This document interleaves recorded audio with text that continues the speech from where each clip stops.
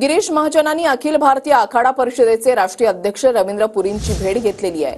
आखाडा परिषदेचे महामंत्री हरिगिरी महाराज हे देखील उपस्थित होते। कुंभमेळ्याला नाशिकचं नाव देऊ देणार नाही, रवींद्र पुरींनी ही भूमिका घेतलेली होती। कुंभमेळा नामकरणावरून नाशिक आणि त्र्यंबकेश्वरच्या महंतांमध्ये सध्या वाद सुरू आहे।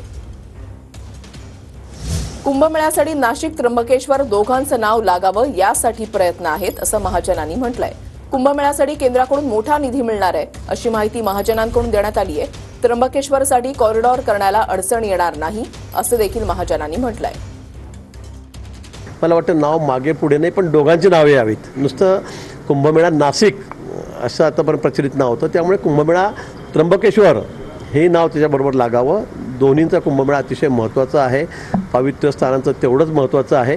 आणि म्हणून मुख्यमंत्री मोदयांनी काल सांगितलं, परवा सांगितलं, 3 दिवसापूर्वी आम्ही ज्यावेळेला इथे आलो होतो, त्र्यंबकेश्वरला गेले होते, की दोन्ही नावं त्यात आली पाहिजे, दोन्ही नावाचा उल्लेख त्या ठिकाणी झाला पाहिजे। आणि म्हणून आपल्याला कॉरिडॉर करायचं असेल, कारण येणाऱ्या जाणाऱ्या भाविकांची व्यवस्था आपल्याला बघावी लागेल आणि त्यामुळे थोड्याफार प्रमाणात अतिक्रमण काढावं लागेल। पण निश्चित त्यांना कुठेही फार न रुखवता त्यांनाही पर्यायी जागेची व्यवस्था आम्ही त्या ठिकाणी करून देऊ। त्यांनाही कुठे आम्ही काढूनच फेकलं ना तर तुम्हाला काही जागा नाही असं होणार नाही।